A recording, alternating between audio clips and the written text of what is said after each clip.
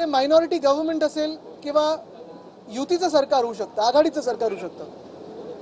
तसंच आज परिस्थिती ही आहे की महाराष्ट्रामध्ये विधानसभेत जवळपास 1.25 ते 200 आमदार हे सत्ताधारी बाकावर असताना देखील सत्ताधाऱ्यांना विरोधी पक्षाची काय एवढी भीती वाटते की एक विरोधी पक्ष नेतेपद हे सत्ताधाऱ्यांना देऊ शकत नाहीत, हे पत्राद्वारे आम्ही अवगत केलेलं आहे।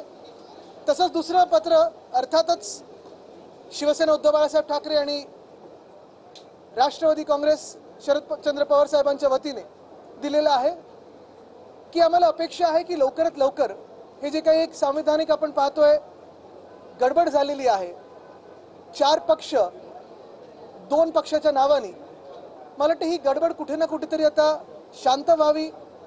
हा सगळी जी अडचण झालेली आहे राजकीय असेल, सामाजिक असेल किंवा संविधानाच्या प्रमाणे, ती निस्तरणं गरजेचं आहे आणि ते देखील आम्ही विनंती सरन्यायाधीश महोदयांना केलेली आहे।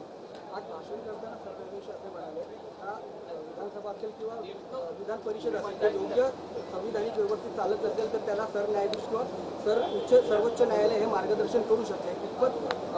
मुख्यमंत्री उपमुख्यमंत्री त्यावेळेस समोर आता मंचावर जे बसले होते त्यांनी मार्गदर्शन किती घेतलं हे पाहणं गरजेचं आहे।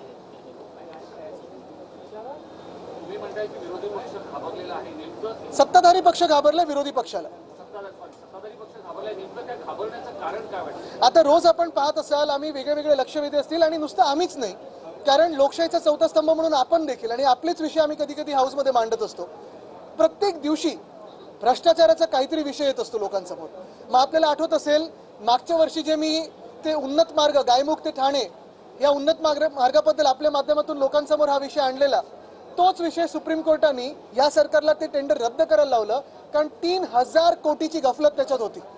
म्हणजे प्लॅनिंग मध्ये गफलत, फायनान्सेस मध्ये गफलत, ही सगळं गडबड घोटाळा सरकार जो आहे ते आम्हाला घाबरतं, कारण प्रत्येक दिवशी आम्ही एक वेगळा त्यांचा घोटाळा असेल, भ्रष्टाचार असेल